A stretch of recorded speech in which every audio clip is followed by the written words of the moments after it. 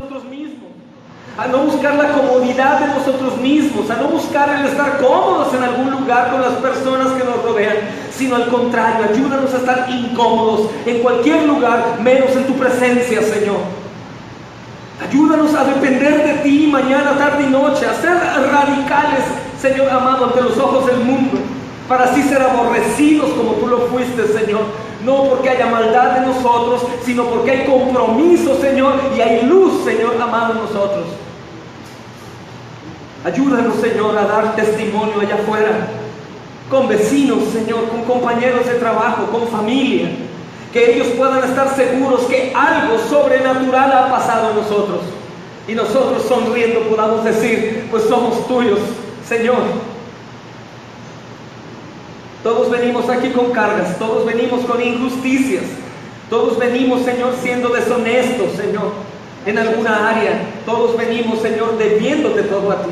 Permite que hoy seamos alimentados por el poder de tu palabra y que sea tu poder en nosotros, rompiendo toda vanagloria, todo egocentrismo, toda soberbia, todo orgullo, toda dureza, Señor. Coloca a los varones en el lugar del varón y a la mujer en el lugar de la mujer, a los hijos en el lugar que corresponde, Señor, y como familia, cada hermano, Señor, cumpla con el propósito, el cual tú, Señor amado, les diste como encomienda. Señor bendito, necesitamos de ti. Necesitamos de ti, Señor amado, y hemos visto cómo has avivado muchos corazones de los que están aquí presentes, pero hemos visto cómo otros siguen igual. Tu palabra dice que no nos preocupemos porque todos pensaremos, desearemos y haremos lo mismo. Te pido seas, Señor, pronto para responder este llamado, y que todos, Señor, deseemos en verdad recibir tu palabra, Señor, día con día, y en especial este día domingo, que sea un día borrado de nuestras agendas y de actividades, Señor.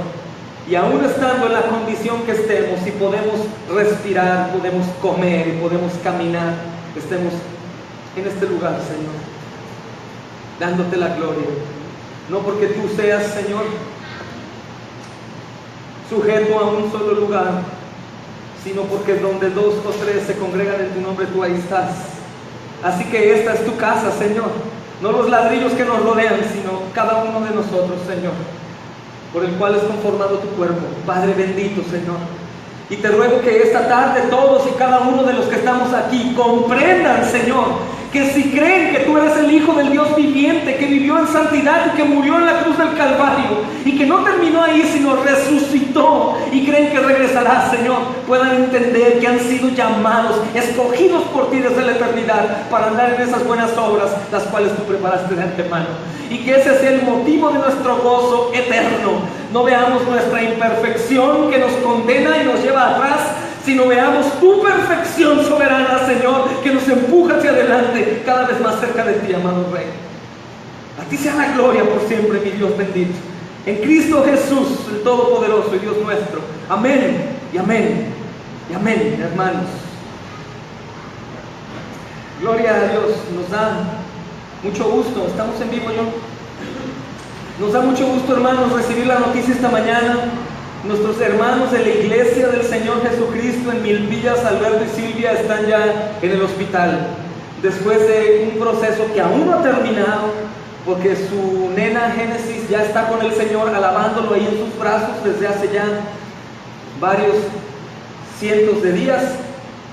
Ellos acaban de recibir una herencia nueva, diferente, cargada de bendición, pues es herencia del Señor. Ellos están ahorita en el hospital, no sabemos si ya nació o está por nacer. La fuente ya se rompió y ahí estuve hablando yo con mi amado hermano Alberto. Les mandamos saludar y hago público este testimonio de la fidelidad del Señor en sus vidas, mis amados. Gloria a Dios. También saludo a la iglesia en Cuernavaca, que están teniendo culto simultáneo con nosotros, a la iglesia en León, a la iglesia en Villa del Mar, del hermano Hugo Galvez, y a todos los hermanos. También en Mérida, el hermano Molina, Juárez Molina, y todos los hermanos que con denuedo predican el Evangelio sin temor y continúan en esta difícil batalla de ser cristiano, pero recordando que esta batalla está ganada por nuestro Señor. Así que no nos sentamos porque está ganada, sino peleamos con seguridad porque ya está ganada. Amén. Gracias también al Ministerio de Dios es Santo, a los hermanos Jonathan, Lucas, Miguel, sobre todo, que es el hermano que emprendió este ministerio. Gracias a Dios por sus vidas y por permitirnos llegar a muchos oídos, sirviendo en la predicación del Evangelio, que es poder de Dios para salvación. Gracias y gloria a Dios por sus vidas, amados, amada familia. Continuamos, hermanos de León, ya los saludé. Continuamos con la predicación consecutiva del libro de Marcos. Marcos capítulo 1, hermanos, si quieren abrir sus Biblias, ahí vamos a estar estudiando del versículo 23 al versículo 28, y nuevamente a este sermón le hemos llamado la supremacía de Jesús. La supremacía de Jesús. La historia que estuvimos viendo a partir del versículo 1, hermanos, nos está hablando el Evangelio de Marcos acerca de la grandeza de Dios. Marcos está enfocado en exaltar a Dios. Él no toma en cuenta muchos detalles que los otros evangelios sí toman en cuenta. Él únicamente se enfoca en exaltar al Señor, su poderío. El Dios viviente, el creador de todo, se encarnó, se hizo hombre en la persona del Hijo, aparece entre nosotros, no para venir a reinar como los reyes de la tierra, sino para venir a reinar a través del servicio, humillándose hasta lo más bajo, hermanos. Y esas son las cosas que a los que le amamos nos llenan de atención, y a los que le servimos nos llevan a servir, como si mi Señor servía de esa manera, como yo no voy a servir igual, ¿verdad? Esta historia, amados, nos inspira a ponernos en los zapatos de Jesús. Obviamente son zapatos muy grandes, pero me refiero a que nos pongamos en su postura. ¿Quiénes somos, hermanos? ¿Quién te consideras que eres? ¿Por qué no nos damos cuenta de nuestro orgullo, de nuestra soberbia, de nuestro egoísmo, de nuestra pereza, de nuestra hipocresía, de nuestra falta de confianza, de fe, de entrega? Ponernos en zapatos de Jesús es ver qué tipo de calzado calzó Jesús y decir, si mi Rey lo hizo, ¿quién soy yo para no hacerlo? Yo tengo que enseñar como Él lo hizo, con autoridad, pero lleno de amor. Estamos tentados, amados, a desechar toda esa vida como la de los escribas, hacer todo de una manera religiosa y metódica para llamar la atención de los demás y ser reconocidos, y irnos a los lugares en donde nadie nos va a decir gracias, pero que simplemente sabemos que el Señor está sonriendo al ver el servicio que estamos haciendo como el mismo Señor Jesucristo. Nosotros estamos llamados, amados, a no tener una visión pequeña y sin valentía, sino estamos llamados a tener una visión enorme y eterna, hermanos. Tener una imaginación que vaya más allá de nuestros pensamientos. Creer en cosas que normalmente no creíamos. Pedir cosas que normalmente no pedíamos. Y hacer cosas tan distintas para por fin poder ver cosas distintas. Porque dicen por ahí algo cierto: si nosotros hacemos siempre lo mismo, hermanos, vamos a ver siempre lo mismo. Si hacemos cosas distintas, vamos a ver cosas distintas. Tiene mucha lógica, ¿no? Hay cierta verdad, amados, en cuanto al compromiso del cristiano que hoy en día se considera radical. Digo, hay cierta verdad porque muchos hermanos que están comprometidos con el Señor aún siguen siendo contaminados por esa religiosidad o esa doctrina que nos fue implantada. Es decir, nosotros vamos al culto, a la oración o a la reunión en casa, porque si no voy, híjole, ya me imagino el pastor lo que va a estar predicando en contra mía. O si no voy, ya me imagino me va a ver mal y luego ahí va a querer hablar conmigo y decirme que soy un tibio. O si no voy, los hermanos van a decir que mal. ¿Sabes qué? No, pues mejor ya no voy nunca, porque nada más me están atacando porque no cumplo con lo que tengo que hacer. Y la realidad es que muchos cristianos hoy en día hacen todo eso porque los demás los vean y por ellos no sentirse mal. Cuando la realidad del cristianismo radical es impulsada no por una obligación, sino por un gozo de pertenecer al cuerpo y hacer todas las cosas que el Señor hacía por gozo. Jesús cumplió fielmente a su ministerio, no únicamente porque estaba cumpliendo a su obligación, que sí era así también, sino Él lo hacía con gozo. Él murió con gozo. Él fue sacudido violentamente con gozo, porque Él sabía lo que iba a suceder después. Tú y yo, mi amado hermano, si en verdad tienes tu fe en el Señor Jesús, sabes lo que va a pasar después de esto. Y eso es glorioso. El decirte esto es para motivar también, en el sentido de tú que estás sufriendo, tú que estás pasando por una necesidad, tú que estás desesperado, tú que estás sucediendo una mala situación en tu vida, o economía, o enfermedad, o separación, cualquier cosa, tú que estás en esa situación, tienes dos opciones: o hundirte y darte golpes de pecho y sufrir con el Señor, o salir a flote con el Señor, amados, viendo lo que está del otro lado de la tormenta. Tienes las dos opciones. Yo no digo que vas a dejar de amar al Señor, puedes amarlo y estar sufriendo y golpeándote. O la otra es dejar de sufrir, a pesar del sufrimiento y del dolor, por ver lo que está después de la tormenta. Lo que está más allá es lo que nos alienta a ti y a mí. Lo que está más allá es lo que alentaba a los hombres o niñas o niños que cantaban alabanzas en medio de un coliseo romano a punto de ser devorados por leones. ¿Cómo es posible, verdad? Esa mentalidad que Dios nos da es la mentalidad de los salvos, herederos del reino, antes de llegar al reino allá. Desde aquí, los cristianos ya son herederos del reino. Te aseguro que tu felicidad, al saber que vas a ser heredero de una multimillonaria suma de dinero, aunque no te la dé hoy, tienes la felicidad como si ya la tuvieras, ¿cierto o no? Ese mismo gozo debes tú de sentir. Aún no lo puedo ver, aún no lo puedo sentir, aún no puedo constatar con mi mente perversa e incrédula que esas cosas van a pasar. Pero aquel que está prometiendo la herencia, Él es fiel para cumplir. Y eso es lo que me va a motivar a mí a hacer todas estas cosas. Yo sigo al Señor y sirvo al Señor, no pensando en los que escuchan, no pensando en los que sirvo, sino pienso en el Señor.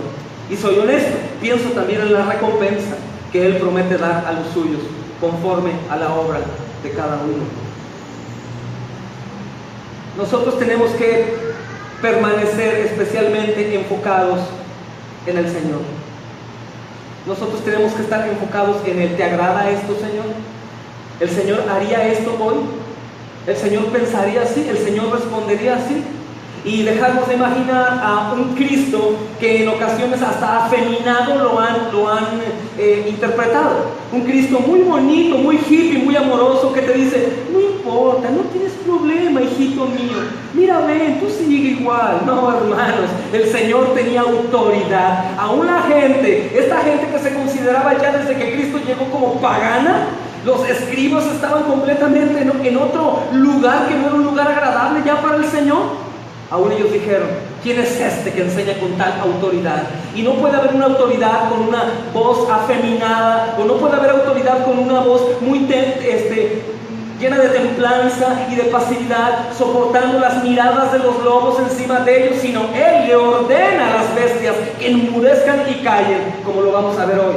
Nuestro Señor Jesucristo tiene mucho amor, tiene mucha paciencia, mucha templanza, mansedumbre, misericordia, pero tiene sobre todo autoridad. Jesús es supremo, amados. Amén. Enfoquémonos hoy en el versículo 23 al 28 y vamos a leer juntos, hermanos, desde sus Biblias. Voy a leer en la Reina Valera del 60. Pero había en la sinagoga, ¿qué dice ahí? De ellos. En la sinagoga de ellos un hombre con espíritu inmundo que dio voces diciendo: ¡ah! ¿Qué tienes con nosotros, Jesús Nazareno? ¿Has venido para destruirnos? Sé quién eres, el Santo de Dios. Pero Jesús le reprendió diciendo, ¿qué le dijo, hermanos? ¡Cállate! Y sal de él. Y el espíritu inmundo, sacudiéndole con violencia y clamando a gran voz, ¿qué hizo, hermanos? Obedeció. Obedeció. Y todos se asombraron, de tal manera que discutían entre sí diciendo: ¿qué es esto? ¿Qué nueva doctrina, qué nueva enseñanza es esta, que con autoridad manda aún a los espíritus inmundos y le obedecen? Y muy pronto, obviamente, se difundió su fama por toda la provincia alrededor de Galilea. Amados, amén y amén. Había en la sinagoga de ellos un hombre, hermanos. Esta afirmación en nuestra traducción, hablando de un hombre con un espíritu inmundo, que daba voces. No únicamente está hablando de un hombre que era inmundo, porque muchos han traducido esto a era inmundo, entonces era pecador. Dime tú quién no era pecador ahí, todos eran pecadores. Esta palabra inmundo, de un espíritu inmundo, habla que estaba poseído por un demonio. Estaba poseído por un demonio, espíritu inmundo, el cual dio voces. Obviamente en la traducción nuestra, al decir dio voces, ¿te imaginas que dijo qué? Al dar voces se refiere a que fue grosero, peleó con Jesús. Estaba muy molesto porque vio que el Señor Jesús estaba enseñando. Recordemos que ese día los escribas, platicábamos el domingo pasado, normalmente dejaban a gente laica enseñar, que tenía mucha propiedad para hablar. Es decir, ellos se basaban no en la parte espiritual, sino en el conocimiento literario o de oratoria que ellos tenían. Entonces ellos, ese día se les ocurrió, según ellos, esto estaba escrito, pasarle el libro o el rollo a Jesús. Y Jesús lo leyó, pues qué problema, hermanos. Imagínate, como decíamos el otro día, los predicadores de la sinagoga de ellos, está el Señor seccionando, no tiene nada que ver conmigo. Ellos predicaban y enseñaban el contenido de las Escrituras, pero con su propia interpretación. No siempre estaba errada, en ocasiones la Escritura es tan clara que no necesita interpretarla, pero aquí pasó algo diferente. Preguntábamos el otro día, ¿quién es el que mejor podría orar o recitar un poema? El autor. Aquí el autor de la Escritura era Jesús. Y por lo tanto, hermanos, estaba completamente unido. Se fusionó la presencia del Hijo de Dios con la palabra del Hijo de Dios. Y salió con poder. Otra de las cosas también interesantes, amados, que en dónde estaban, en una sinagoga, y en dónde estaba ese espíritu inmundo, dentro de la sinagoga, hermanos. Ahí estaba dentro. Muchos piensan que porque estamos aquí en la iglesia no hay espíritu inmundo, hermanos. Yo pienso que es el lugar en donde más puede haber, pues se está predicando la palabra de Dios. Es por eso que muchos, a lo que hablamos al principio, al escuchar la palabra que los confronta, dan esas voces en su interior. ¿Y quién es este para decirme quién soy? Es como si el mismo espíritu inmundo que aconteció en la sinagoga, aconteció en algunos de ustedes, hermanos, cuando escuchan que el Señor con su palabra te está poniendo en tu lugar y quieres resistirte. Es como cuando de pronto se habla un mensaje de parte del Señor, siendo fieles al mensaje, no por un tema, sino una manera de exponer fielmente la Escritura, y de pronto tu esposa te da un codazo o viceversa. Es Dios hablándote ahí y tienes la posibilidad, por así decirlo, de responder si es que eres oveja. El Señor dice, mis ovejas oyen mi voz, yo las conozco. ¿Y qué hacen? Me siguen. Las que no son ovejas, ¿qué van a hacer? ¿Qué quieres conmigo? ¿Por qué me acusas? ¿Tú quién eres? Y eso sucede en las iglesias, hermanos. El principal motivo de que la gente se vaya de las iglesias de sana doctrina es eso, que Jesús habla y a la gente le molesta, hermanos. Esto aconteció ese día. ¿Qué tienes contra nosotros, Jesús de Nazareno? Obviamente habla de la supremacía y del reconocimiento que aún los demonios están haciéndole a Jesús. ¿Cuándo se conocieron? ¿O por qué lo conocían? ¿Por qué le dijo quién era? Tú eres Jesús de Nazareno. Oye, ¿sabía el demonio que Jesús venía de Nazaret? El demonio sabía a qué venía. Has venido a destruirnos. Sé quién eres, el Santo de Dios. Un demonio reconociendo al Hijo de Dios. Como decíamos el otro día, qué buena teología del demonio. Lo reconoció, hermanos. Si el demonio hubiera tenido posibilidad de ser salvo, que él no tiene posibilidad, ese ángel caído no tiene posibilidad, hermanos, ahí estaba su declaración de fe. Vienes a quitarme el pecado, Señor. Vienes a dejarme completamente destruido como vasija de barro tronada en el suelo. Tú eres el Santo de Dios. Lo confesó, hermanos. Pero él no estaba haciendo una confesión de fe saludable, sino estaba haciendo una confesión llena de terror. Entonces comencemos por el principio. Mira cómo nota la referencia, la sinagoga de ellos. Eso habla mucho para él el judío mesiánico, que la mayoría de ellos son sectas también. Aquellos que abrazan parte del judaísmo y parte del cristianismo. Y siguen haciendo prácticas judías diciendo que son cristianos. Siguen nombrándole a sus lugares de reunión, que son simplemente lugares de reunión, sinagogas. Ese tipo de cosas no han entendido. Fíjate cómo Dios en Cristo secciona y dice, ¿la sinagoga de quién? De ellos. Muchos dicen aquí en este pasaje, la sinagoga de ellos. ¿De quién es ellos? De los demonios. La sinagoga de Satanás.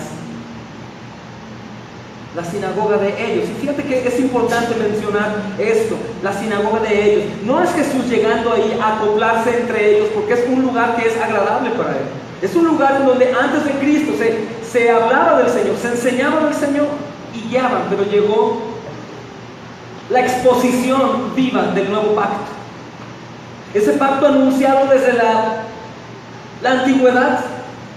Porque recordemos que ese nuevo pacto no es una opción B que se le ocurrió a Dios viendo, el mundo está caído, todos están en pecado, todos van al infierno, ¿qué haré? ¿Qué haré? Ya sé, voy a ir hecho hombre en la persona de mi hijo y voy a salvarlos. No, hermanos, el Señor pensó en la redención desde antes de la fundación del mundo. Probablemente pensó en la redención desde antes que Adán y Eva cayeran. Y dijo, pues para que haya redención, tiene que haber un pecado para que sea perdonado. Ok, voy a permitir que esto suceda, que Adán y Eva sean tentados en perfecta inocencia y que ellos tomen la decisión de fallar. Mas sin embargo, aún esa decisión el Señor la conocía. Esta fue un pensamiento de Dios desde la eternidad que fue ejecutado en ese momento. El reino se inauguró, ¿se acuerdan? El reino de los cielos se ha acercado. Cristo vino a establecer su reino aquí en la tierra. Claro, con un pensamiento eterno, pero ese día se inauguró, hermanos. Se inauguró nuestra redención, nuestra salvación, y obviamente los demonios sabían.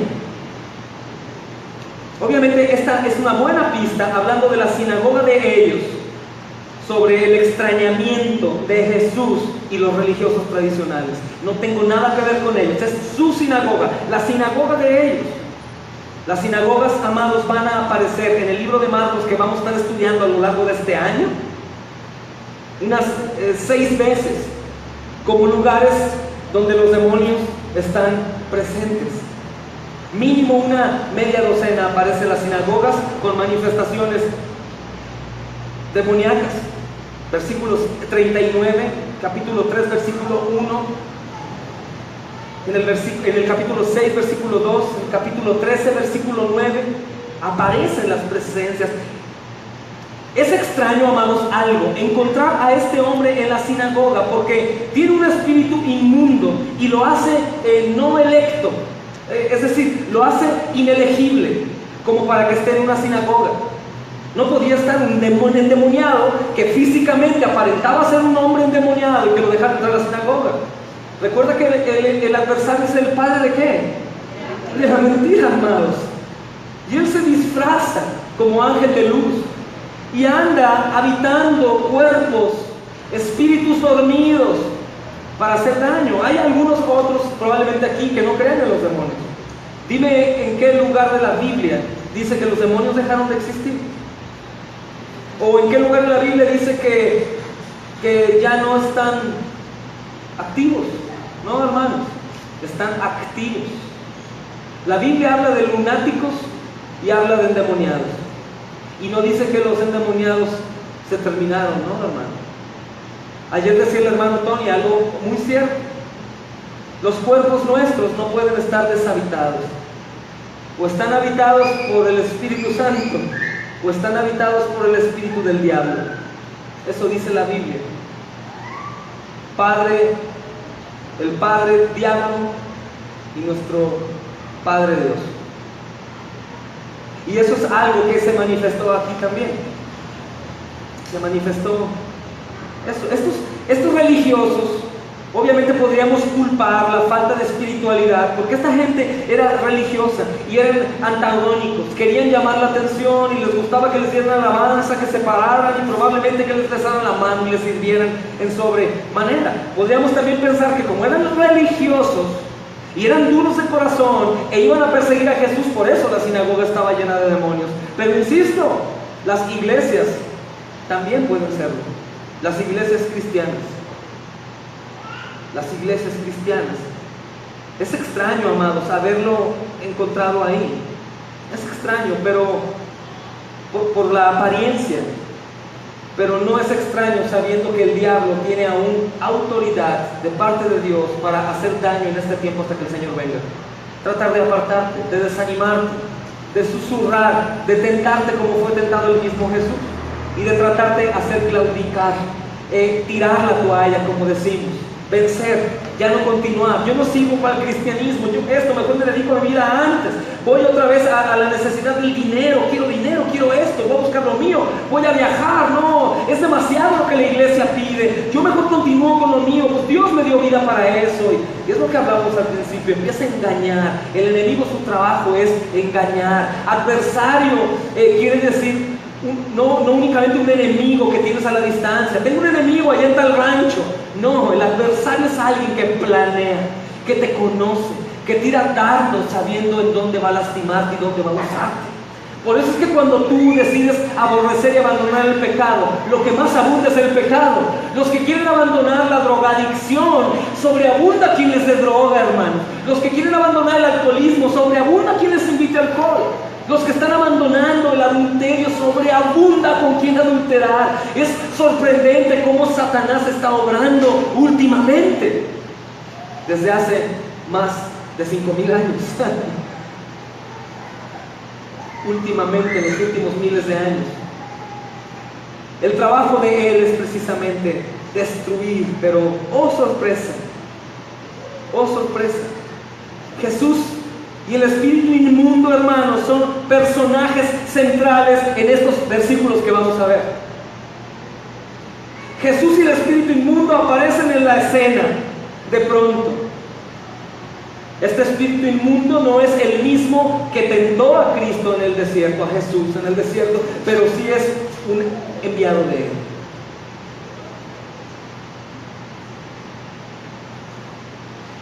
Se menciona, amados, al hombre tampoco como es posible en este versículo 23. Y Marcos solamente nos dice que el espíritu inmundo es sacudido con violencia. Es sorprendente, amados, ver el demonio, obviamente, que estamos presenciando aquí en las Escrituras, se da cuenta que Jesús es el Cristo, el Mesías. Se da cuenta que es el Espíritu de Dios sobre él a través de la persona física del Hijo de Dios. Se da cuenta que hay autoridad en él. Esa revelación que les fue otorgada por misericordia de los escribas y los que estaban presentes, de él tiene autoridad. Obviamente el demonio vio la parte espiritual, lo poderoso, y temió. Los gritos. Otra traducción dice que dio alaridos. ¿Qué te imaginas por un alarido? Otro lo interpreta como aullidos. Alguna vez mi esposa y yo, y algunos de aquí no, ese día no estuvo mi hermana Erika ahí, pero escuchamos un alarido así. La realidad, hermanos, es que el diablo se ha disfrazado muy bien. Sus demonios siguen trabajando muy bien disfrazados, tentando. El nombre de él también es tentador, ¿recuerdan? Está tentando, está tratando de hacer daño. Pero en esta ocasión, después de no sé cuántos años que él tenía cómodamente ahí engañando a los demás, se topó con nuestro rey, amados. Un espíritu inmundo. Ese hombre que tenía un espíritu pecaminoso y violento, completamente inmerso, abrumado por ese espíritu. No era una persona que estaba simplemente poseída ese día, no, aquí la escritura hace referencia que era un hombre que estaba completamente abrumado por el demonio, pero que bien actuaba, hermanos, para estar dentro de ese lugar. El hombre grita, literalmente da voces. Lo curioso aquí más adelante es que dice: ¿qué tienes con nosotros? No dijo: ¿qué tienes conmigo? Él dio voces, él solo grita, pero dijo, ¿qué tienes con nosotros? El demonio, el comentario de Matthew Henry hace referencia a esto y dice, es que el demonio, con toda la sabiduría espiritual que él tenía, sabía que Jesús no únicamente venía a altercar en contra de él, sino de todos los demonios en la tierra. El grito y la angustia del demonio no era por el gozo que vio a Jesús y dijo, tengo una esperanza. El demonio sabía que no tenía esperanza ninguna de ser salvo. Ya se me acabó el juego. Recordemos que los demonios gobernaban antes de que Jesús destruyera esas potestades de Satanás. La maldad estaba en sobremanera, hermanos. Este demonio lo ve y se da cuenta quién es, y no únicamente como un enemigo, sino lo ve como su destructor. Lo ve como su destructor. Y es impresionante cómo este demonio conoce al Señor. ¿Qué tienes contra nosotros? El Señor está reprendiendo, y obviamente el Señor no tolera el espíritu inmundo, esa ente pecaminoso, y lo echa fuera de inmediato. ¡Cállate! ¡Cállate! Y sal de él. Esta revelación de cállate y sal de él, amados, no está hablando únicamente, no está hablando únicamente, amados, de que le digan que se queda mudo, sino esto viene de algo más profundo, lo amordazó. O sea, lo dejó completamente incapaz de poder seguir haciendo de las suyas. Lo dejó tan atormentado y fue tanta el poder en la voz del Señor y sus declaraciones que este espíritu inmundo fue sacudido violentamente.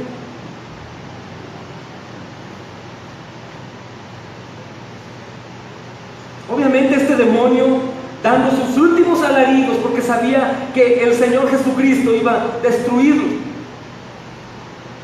Él no tenía esperanza, pero ponte a pensar algo. Gracias a Dios, tú y yo, mientras estamos vivos, tenemos esperanza de gritar al Señor, ayuda. Cuando el Señor me hable a través de su palabra y me diga quién soy, no es para oír y decir, ¿qué tiene otra vez tu palabra contra de mí? Sino es para decirle, Señor, ayúdame, necesito tanto de ti. Libértame, Señor, de la opresión que yo tengo para continuar en lo mío, en mi pecado. Es una bendición. Gracias a Dios que tenemos ese aliento de vida, amados, mientras estemos en este mundo, mientras respiremos. Siempre el Señor Jesucristo ofrece gratuitamente el agua de vida que tú y yo necesitamos. Es en vano que Satanás haya dicho, déjame quieto. ¿Por qué es en vano? Porque cuando Cristo pisó la tierra no vino a ver si sucedía algo, sino vino a derrotar completamente al demonio, a quebrantarlo. Ese proceso comenzó, amados. El Señor no está rogándole, cállate, demonio, por favor. Miren dónde estamos en una sinagoga, respeta. Cállate y sal de él. Con autoridad. Con la autoridad de un Dios, hermanos, en un cuerpo de hombre. Era en vano que el demonio le rogara. El proceso había comenzado, hermanos. El Señor enseñaba con autoridad primeramente y corría con supremacía al espíritu inmundo de ese hombre. Como también así curó con autoridad, hizo callar al demonio con un vocabulario literalmente lleno de poder, diciéndole, sea amordazado, enmudece, calla, quedas completamente atado a toda probabilidad de hacer algo.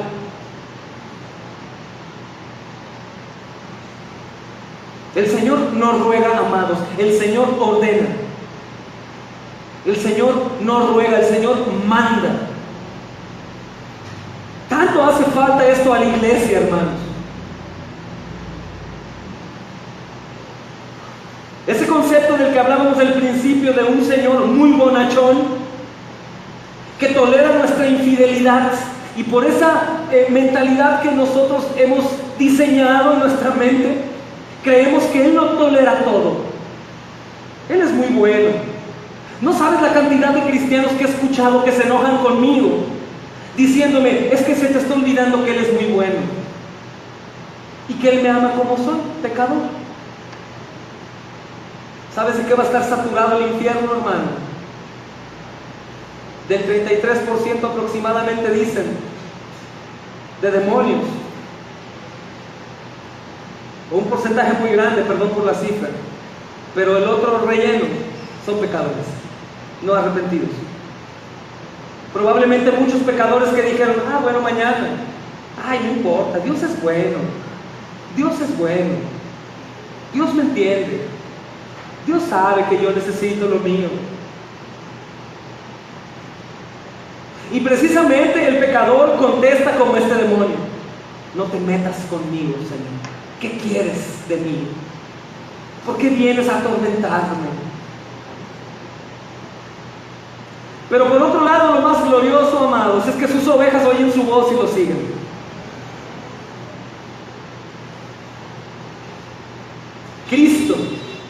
Cristo tenía en sus manos, tiene en sus manos esa mordaza para ponérsela al espíritu inmundo.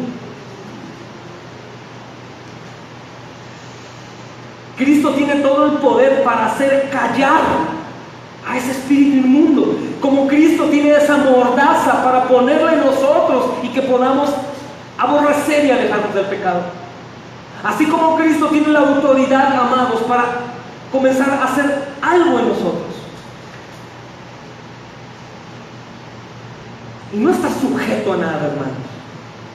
Cristo tiene el poder. Y el espíritu inmundo, imagina, un espíritu inmundo no tiene más remedio que obedecer. El espíritu inmundo no se pone rebelde y le dice, pues hazle como quieras, Señor, yo no me voy de aquí. No, hermanos, el llamado y la exigencia de Jesús era como si fuera una mano poderosa agarrando el espíritu dentro del hombre y arrancándolo.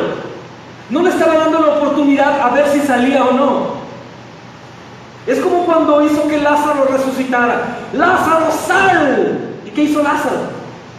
Salió. ¿Por qué? ¿Porque el muerto tenía poder para salir? No, porque la voz de Dios tiene el poder para dar vida. Y es lo que hizo. El espíritu inmundo no tiene más remedio que obedecer. Ya no podía hacer nada contra el Señor y se desahoga contra aquella pobre criatura la cual tenía poseída y lo sacude violentamente.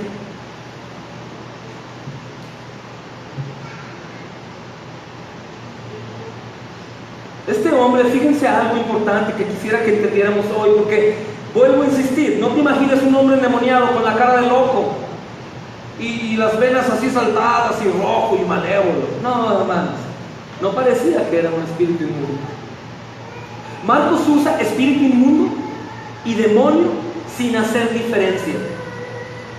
Lo primero que sugiere esta declaración es una impureza en el hombre, falta de dignidad en el hombre. Y lo segundo que sugiere es maldad. Entonces, ¿a cuántos hombres no conoces que sean impuros? ¿A cuántos hombres no conoces que sean faltos de dignidad como creyentes? ¿A cuántos hombres no conoces que tengan maldad? Este hombre estaba poseído por ese espíritu inmundo, que las características que él tenía eran estas. No eran manifestaciones oscuras. Bueno, eran tan oscuras como las nuestras.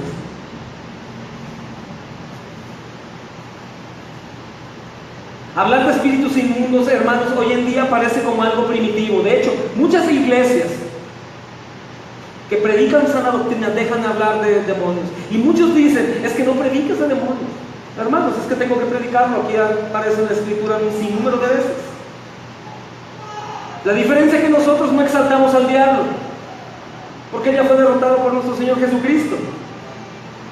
Pero no por eso debemos de dejar de hablar de espíritus y demonios. Esto no es primitivo. Obviamente nos hace sentir incómodos hoy en día y podría afectar la teología de muchos cristianos. Cuando hablamos de enfermedades mentales, atribuimos la conducta bizarra al medio ambiente o algún desequilibrio químico. Cuando hablamos de todos los lunáticos o de los que están padeciendo algo en su mente, atribuimos siempre las cosas a un mal funcionamiento de su organismo, o a una intoxicación severa, o a un mal genético. Siempre, normalmente así es. O sea, nos vamos más al lado de la ciencia. Dudamos usar la palabra que suena a juicio, como decir, ¿y si está endemoniado? Porque suena como a un cuento de brujas. Entonces abrazamos más los métodos humanos y la sabiduría humana que la sabiduría del Señor. Confiamos más en tal o cual cosa más que en el poder del Señor. Fíjate que el Señor no le dijo a este hombre, ve, llévenlo a un médico, llévenlo al psiquiatra del pueblo para que él le dé el medicamento que necesita, o algunos choques eléctricos para ver si se acomoda. No, el Señor lo reconoció y dijo, espíritu, cállate y sal. ¿Había médicos en ese entonces? Claro, hermanos. Lucas era uno de ellos. Pero Jesús no lo mandó con Lucas. Jesús lo mandó al lugar a donde él pertenecía, hermanos. Lo echó fuera. Porque precisamente Jesús venía a libertar a su pueblo de la esclavitud, de la maldad. Y obviamente, amados, sabemos que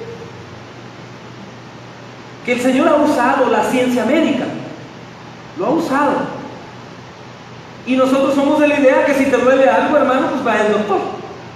Pero en este tipo de casos, en un sinnúmero de traumas, de violencia, en una sociedad tan caída, llena de guerras en algunos países, de abusos, de violaciones, de cosas, queremos usar e implementar sabiduría humana, hermanos. Cuando el único que puede curar el alma y renovar el espíritu es el Señor. ¿Y sabes cómo sana Él? Por el poder de su palabra, hermanos, así como sostiene su creación. Algunos hermanos que les ha tocado ver este tipo de acontecimientos demoníacos, que ellos creen sobre todas las cosas en el poder de Dios, ¿sabes cómo han respondido a esto? Orando salmos en frente de la persona que está manifestando tal cosa. Orando salmos. ¿Por qué? Porque es un rezo repetitivo como de buena suerte hasta que se rompe el hechizo. No, porque cada palabra que está escrita en este libro es inspirada por el Dios Altísimo, por lo cual tiene el poder para libertar. Insisto, la Biblia habla de endemoniados y de gente lunática. Pero como nosotros no somos científicos, nosotros primeramente quemamos todos los cartuchos que tienen que ver con Dios. Oramos con todo el corazón puesto en fe en el Señor.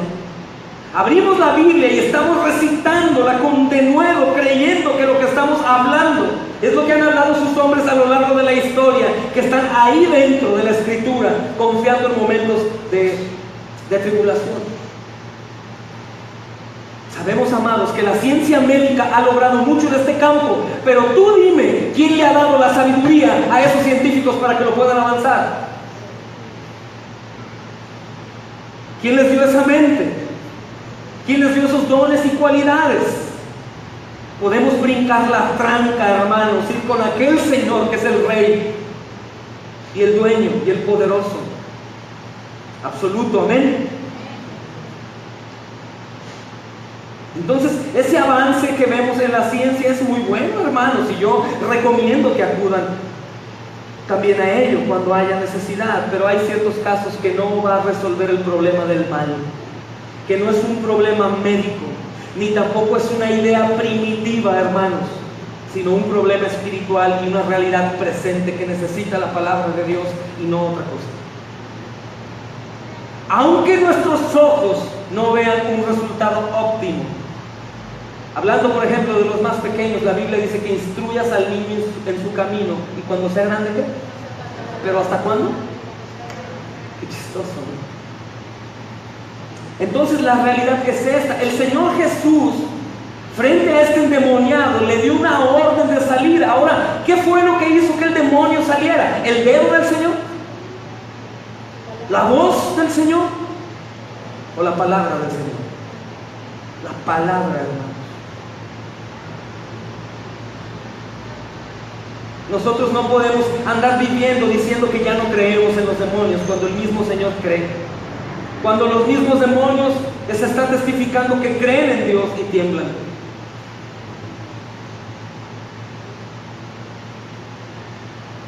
Aunque esto, amados, en verdad, aunque esto es verdad para la mayoría, el no creer en los demonios difícilmente ha erradicado el mal en nuestro mundo. Probablemente si nos enfocáramos más en la parte espiritual, en la parte del mal de los demonios, nuestra oración sería más eficaz, nuestro compromiso sería más eficaz, nuestra predicación sería más eficaz, porque sabemos, amados, que nuestra lucha no es contra carne y sangre, sino contra huestes espirituales de maldad de las regiones celestes. Pero recuerda, es el engañador. Si se nos apareciera aquí el demonio físicamente como el malo, te aseguro que todos son las rodillas, amados, y se ponen a clamar. Pero Él quiere engañarnos y quiere que bajemos la guardia. Y no quiere que nos armemos de toda la armadura de Dios. Si no estás en guerra, ¿para qué te vas a armar? O cuando algunos se arman, los vecinos voltean y le dicen: no, ¿tú qué? Todo el día orando, todo el día leyendo la palabra, todo el día con fe, todo el día hablando de Dios. Oye, no, hombre, tranquilo. Siempre hay guerreros. Habemos hombres que están pensando todo el día en estas cosas, hermanos, no teniendo miedo, porque el enemigo ya está vencido, pero preparados para esa batalla, hermanos. Entonces, el ministerio de este exorcismo que se ve manifestado en la Escritura, hermanos, nos enfrenta de forma directa. No podemos olvidar la maldad. Fíjate qué chistoso, las iglesias católicas romanas o las ortodoxas nunca han abandonado ese ministerio del exorcismo. Nunca. De hecho, en algunos templos que están aquí en Guadalajara hay personas especializadas en hacer exorcismo. Es tremendamente triste porque ellos sí creen en los exorcismos, pero no sucede nada, son demonios engañándose entre demonios. Es como canibalismo, comiéndose entre ellos, haciendo creer que hay un exorcismo cuando no hay nada. Lo único que hay son manifestaciones que engañan y empoderan a la gente, y volvemos a lo mismo, a ensalzar a personas antagónicas para que la gente diga: es el don exorcista. Aquí el único que echa fuera demonios es el Señor, hermanos. Ningún hombre, ninguna persona. Aquellos milagreros que se la dedican todo el tiempo poniendo y ordenando a los espíritus que salgan, no tienen ni idea de lo que están haciendo. El único que ordena y que da vida y que sostiene y que la quita es nuestro Señor Jesucristo. Y hoy es eficaz aún por el poder de su palabra, que es eterna. Su palabra le dice a un muerto: levántate. Y el muerto se levanta. ¿Por qué? Porque no puede resistir a la voz de su majestad.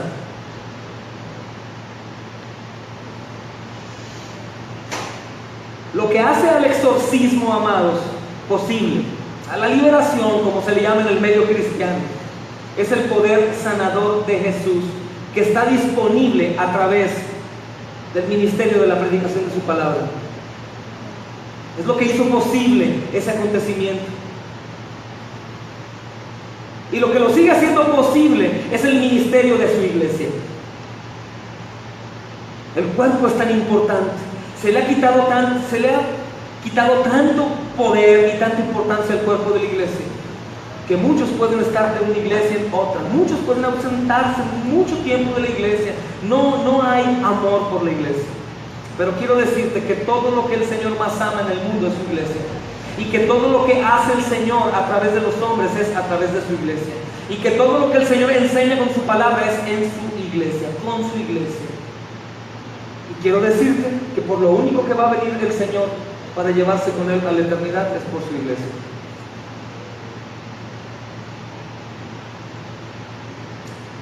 Nosotros, amados, la iglesia, tenemos la responsabilidad de nombrarle al mal como mal. Nosotros como iglesia tenemos la responsabilidad de nombrarle al demonio derrotado adversario y estar siempre alertas. Como enseñaba el hermano pastor Emanuel, está como león rugiente, hermanos, y quiere desanimarte, quiere alejarte de la iglesia, quiere decirte que es demasiado compromiso, como bien decía el pastor, quiere susurrarte para que te enemistes, envidies, contiendas, para que trates de engañar a Dios pecando en lo oculto, para que caiga el desánimo, para que haya rivalidad, problemas en casa, disensiones, enemistades, todo en lo que Satanás se goza. Pero tú, mi amado hermano y hermana, como iglesia tienes que continuar creyendo que el Señor es quien te sostiene, que el Señor está agradado de ver cómo estás luchando, cómo estás aborreciendo lo que tanto amas, que el Señor se goza que de pronto algunos de ustedes de madrugada se postran y oran. Esa es una manifestación de que necesitamos y estamos platicando con Él. El Señor se goza en las reuniones, como la hermosa reunión que tuvimos el viernes en casa de los hermanos Cariales, la alabanza que retumba la pared, la predicación que exalta el nombre del Señor. El Señor se goza que lleguemos temprano al culto porque queremos ver qué nos va a hablar, qué nos va a decir, qué tienes para nosotros, papá. El Señor nos dice a través de su palabra: no temas ni desmayes, porque yo soy tu Dios que te sostiene con su diestra. Continúa, continúa. No esperes jamás a encontrar algo mejor cada vez y que las cosas se pongan mejores cada vez. No, hermano. Ten la mentalidad de que la batalla está ganada, pero de aquí a que lleguemos al Señor, que el Señor venga por su iglesia, el camino es tormentoso. Porque si tienes una falsa expectativa, puedes alejarte de la iglesia por cualquier cosa. Y luego lo que me prometieron en la iglesia, ya fuego del viento, del aire, del cielo, del poder, del Espíritu. Y luego lo que me prometió el apóstol fulano y el profeta Juanito Rodríguez. Y luego lo que hicieron todos imponiendo manos y me dijeron que mi vida iba a ser próspera y llena de bendición, y ahora estoy enfermo. ¿Dios me abandonó o qué? No, hermano. Espíritus inmundos trabajan para el adversario, engañando a todas las personas para que su vida cristiana claudique y dejen de glorificar al Señor. Pero ¿sabes qué hace el Señor a través de su palabra? Le dice a esos ecos y a esas voces que a ti te atormentan y a mí también: enmudece y vete de ahí. Es lo que el Señor hace con su palabra. El Señor te dice: deja de amar tu pecado que te condena. Deja de abrazar tu pecado. Deja de creer que tus concupiscencias te llevarán a un lugar bueno. Deja de creer que la tendencia mundana es algo sano. Deja de creer que esto te hace bien. Aborrece el mal, enmudece, sea amordazado para que seas libre. Sea amordazado para que seas libre. Suena como contradictorio, ¿verdad? El Señor nos tiene que atar, hermanos, para que verdaderamente seamos libres. El espíritu inmundo le pregunta: ¿qué tienes contra nosotros? Literalmente quiere decir, viene del griego tiehim kaisoi, le dijo el demonio. Tiehim kaisoi, literalmente quiere decir: ¿qué a ti con nosotros? ¿Qué te metes con nosotros?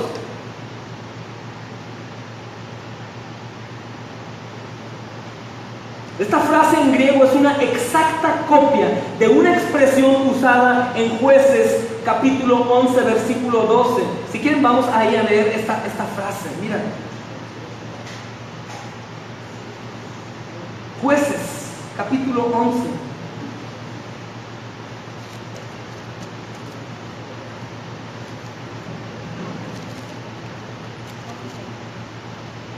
Dice: y envió Jefté mensajeros al rey de los amonitas diciendo: ¿qué tienes tú conmigo? ¿Qué has venido a mí para hacer guerra contra mí? Y mira Primera de Reyes 17, 18. Primera de Reyes 17.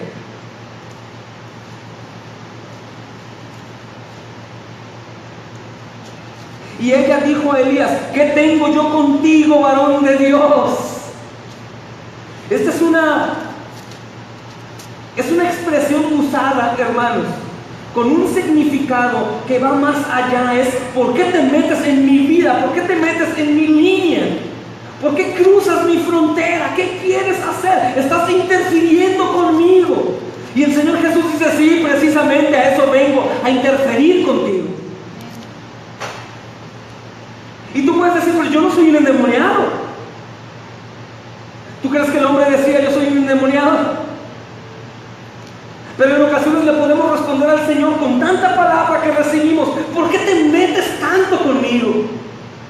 ¿Por qué exageras tanto, Señor? ¿Por qué no me dejas vivir la vida que tú me diste?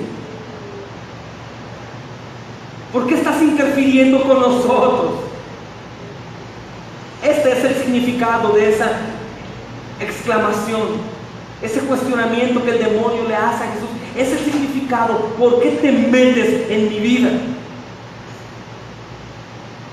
Lo más seguro que ese mismo demonio también fue engañado por el adversario.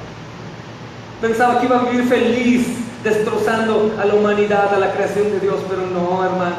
El Señor Jesucristo venía por rescate nuestro.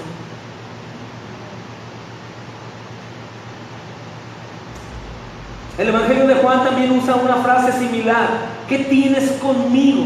Cuando su madre le dice a Jesús que se ha acabado el vino en la fiesta de bodas, ¿recuerdas?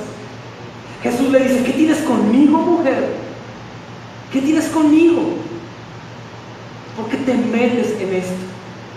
Eso le dijo a su madre. Cuando el vino se acaba, María va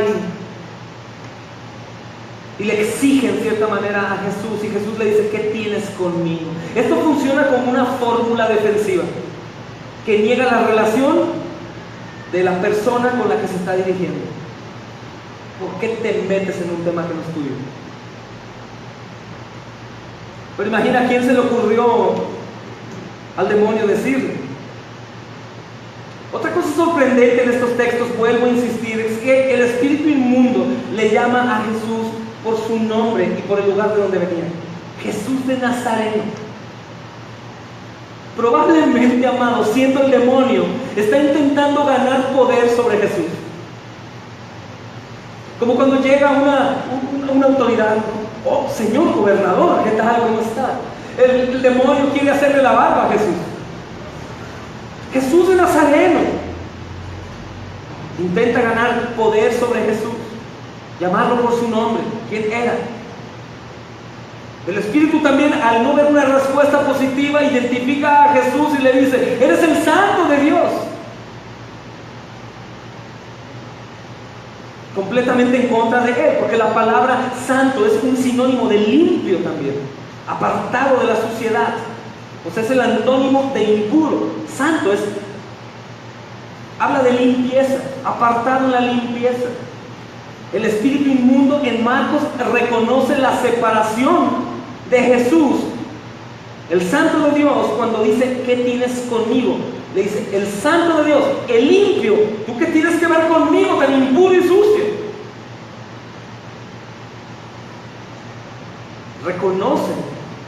Reconoce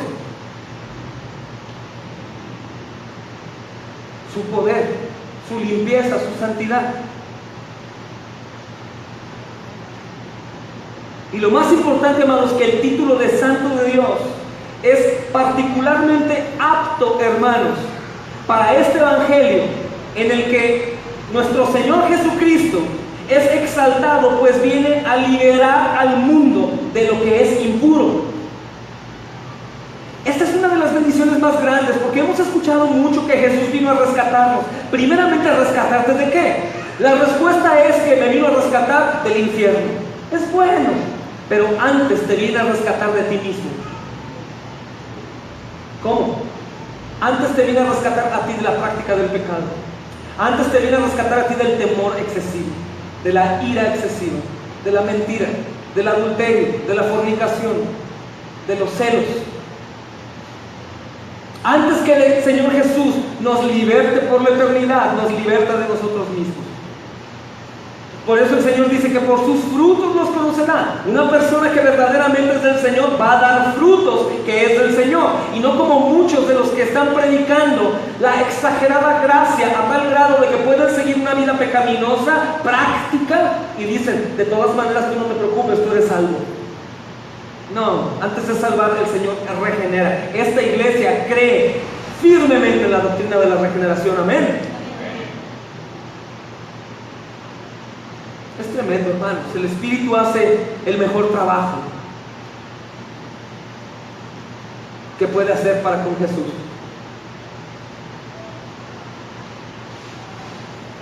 El espíritu inmundo quiere llamar la atención de Jesús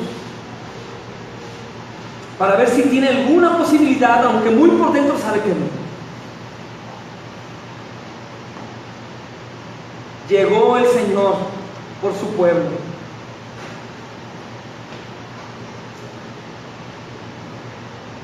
Es tremendo, amados.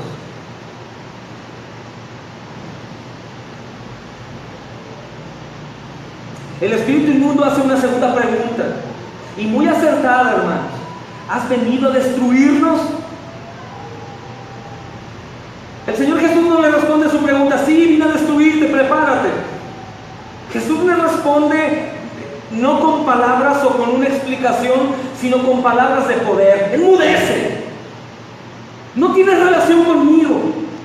Yo he venido a destruirte sin piedad. Vas a poder hacerme daño junto con todos los demás, pero a fin de cuentas van a ser completamente destruidos.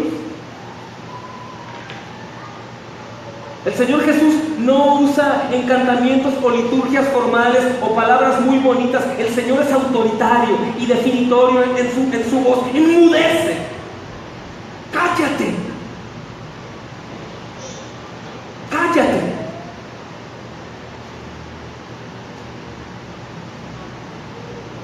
Y obviamente el espíritu inmundo le hace caso, no porque hay bondad en él, sino porque nadie puede resistirse al poder de la palabra del Señor. Es el evangelio mismo, más punzocortante que una espada de doble filo. Aún el mismo demonio fue traspasado por la palabra del Señor, no para salvación, sino para perdición eterna, vencido para siempre. Y el espíritu amado se sale, pero antes le hace tormento a este hombre. Intenta romperlo y lo pone a convulsionar y clamando a gran voz. Pero amados, así como ese demonio clamó a gran voz, Jesús también clamará a gran voz en su muerte por todos nosotros.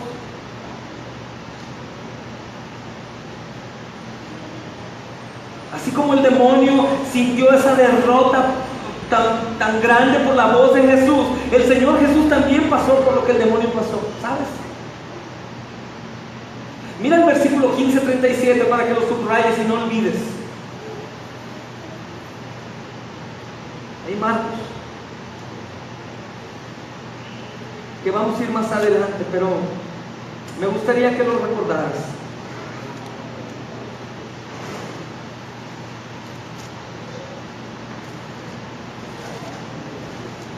Mas Jesús, dando una gran voz, expiró.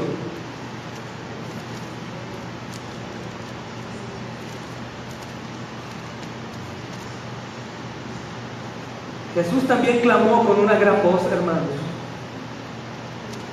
Pero así como exclamó con una gran voz, así se levantó grandemente en victoria, hermanos, a través del sufrimiento. Así que tal vez el espíritu inmundo clamó a gran voz con agonía. De la misma manera nuestro Señor Jesucristo clamó a gran voz con gran agonía.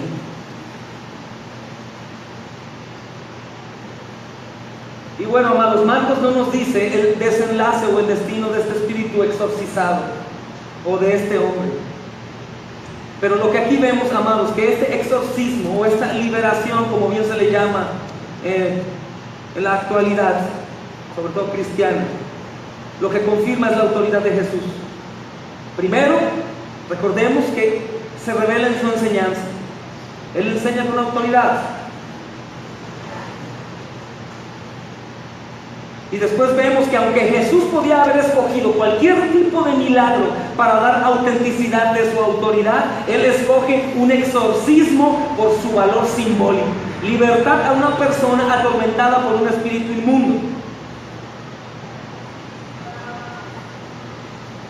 Y por eso estoy sumergido en el Evangelio de Marcos, no porque no pueda tomar más de otros evangelios, sino que me doy con el Evangelio de Marcos hasta hoy. El Evangelio de Marcos, Jesús viene para derrotar al mal y llevar a cabo la salvación. Ese es el enfoque de Marcos: derrotar al mal y llevar a cabo la salvación. Y eso es suficiente.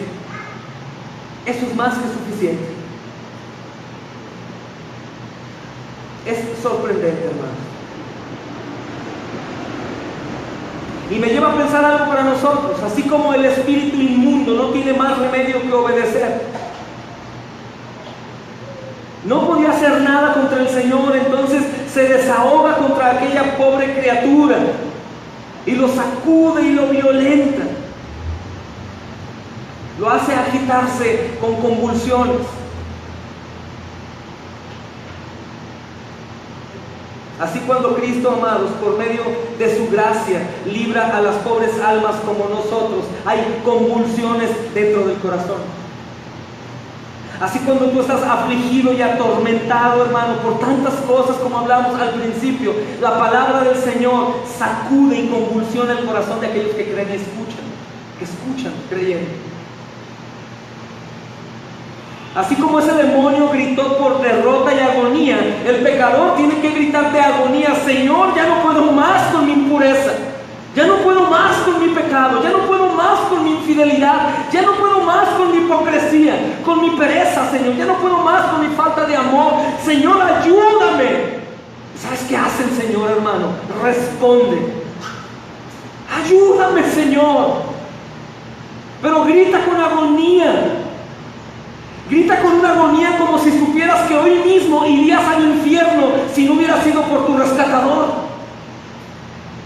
Grita con tal agonía como si supieras que te queda el último minuto de tu vida. ¿Qué harías si este fuera el último minuto de tu vida? Le dirías: Señor, ayúdame, gracias por esta mañana bonita, Padre, que me das, en nombre de Jesús, amén. Señor, ayúdame, estoy cayendo, Señor. Delante de tus ojos no soy acepto, no soy agradable. Ayúdame, cambia mi corazón, Señor. Quiero ser ese hombre tuyo, quiero ser esa mujer tuya, Señor. Libértame de la opresión, Señor, que tengo. Con agonía, hermanos. Por eso insisto, como dice algún hermano, unos minutos de probar el infierno nos haría cambiar rotundamente nuestro cristianismo.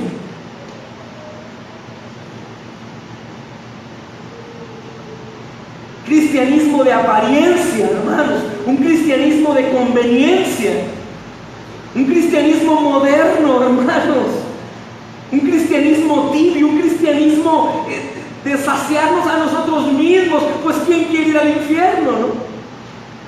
Pero no hemos entendido precisamente esta agonía, amados, de agradecimiento al Señor. Te aseguro que si el Señor Jesucristo ha libertado a este espíritu inmundo, puede libertarte a ti de cualquier opresión que te impida ser un siervo fiel para su gloria. Te lo aseguro. Y yo no dejo de maravillarme. El versículo 27 dice: todos se maravillaron de tal manera que inquirían entre sí diciendo: ¿qué es esto? ¿Qué nueva doctrina es esta? Que con potestad aún a los espíritus inmundos manda y le obedecen. Este asombro, hermanos, es el que tú y yo tenemos que tener. Si profesamos la fe cristiana y creemos que Jesús resucitó y que tiene el poder y que va a venir, Señor, ayúdame con mi vida. Ayúdame en mi cristianismo, ayúdame en mi inconsciencia, Señor, ayúdame en mi incredulidad, ayúdame en mi pecado, Señor, de fornicación, de adulterio, de odio, de no sometimiento a ti, Señor. Ayúdame en mi falta de fe, Padre, ofenderte, Señor bendito, recurriendo a tantas cosas u opciones. Y digamos, ¿qué es esto que el Señor nos enseña en su palabra? ¿Qué doctrina es esta? ¿Qué poder hay en Jesús? El versículo 28 dice: y vino luego su fama por toda la provincia alrededor de Galilea. Dime una cosa, ¿el nombre de Jesús para ti es un nombre famoso?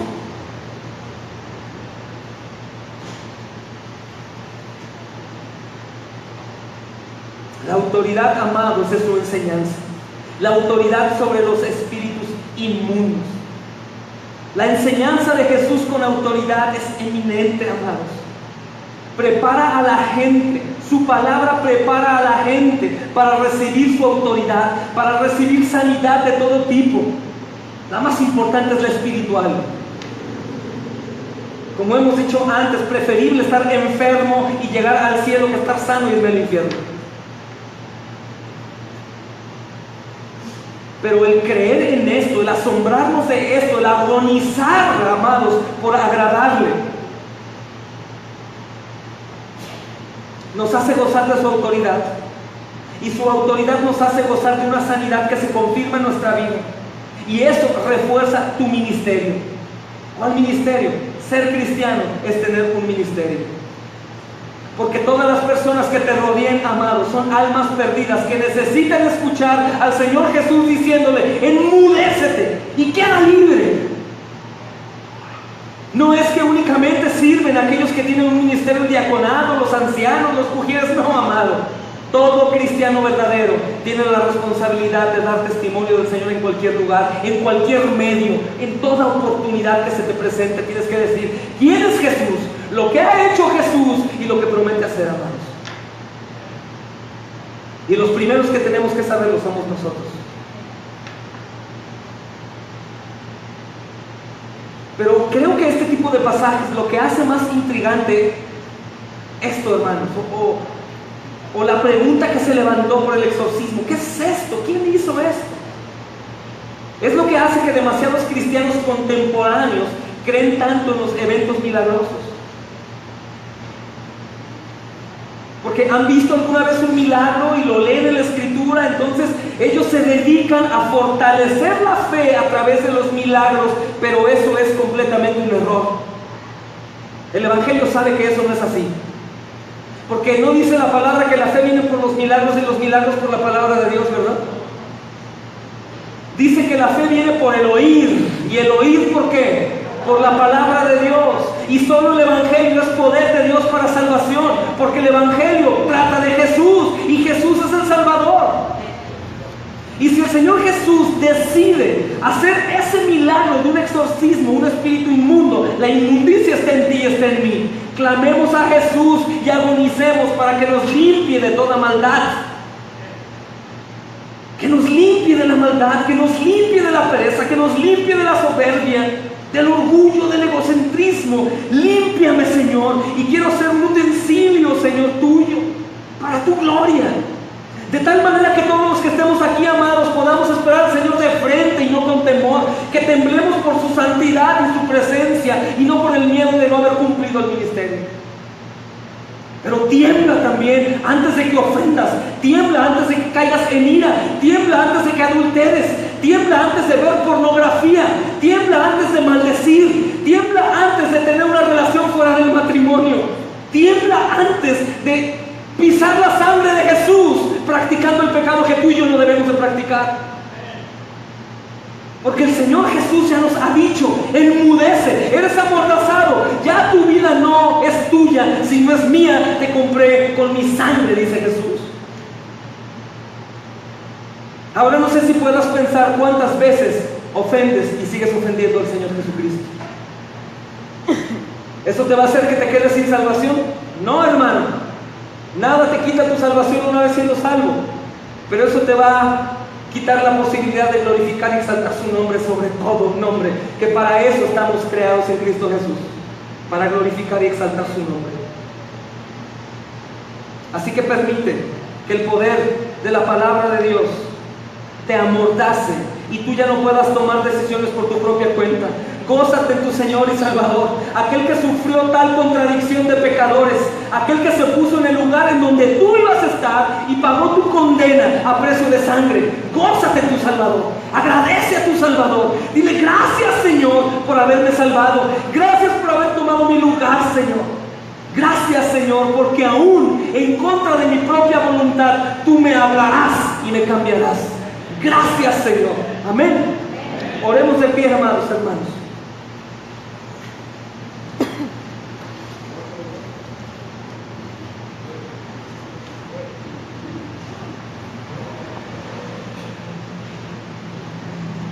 Padre, haremos como tú nos has ordenado, Señor, con tu apacible amor, pero tu autoridad suprema. Tú eres Jesucristo, el Hijo de Dios. Eres el Santo de Dios. Eres quien vino a rescatarnos, Señor. Son tantas las distracciones que tenemos, Señor amado, en esta tierra, que aún tus mismos hijos se desvían de temas, Señor amado, en temas que no son necesarios, Señor. Muchos, Señor amado, han llegado a autoproclamarse grandes siervos cuando no lo son. Muchos se jactan de un cristianismo tibio y mediocre, Señor. Pero tú eres aquel que aún con todo y esa hipocresía, Señor, nos hablas y nuevamente nos das la oportunidad de ir a tus pies y ahí contemplarte, Señor. Dejar de hacer ruido, dejar de amar al pecado y minuto a minuto estar en ti. Ahora podemos entender, porque tú nos dijiste, oren en todo tiempo para que no entren en tentación. Manténganse unidos, partiendo el pan, en la comunión, en el amor. Amen a sus enemigos, aborrezcan lo que yo aborrezco.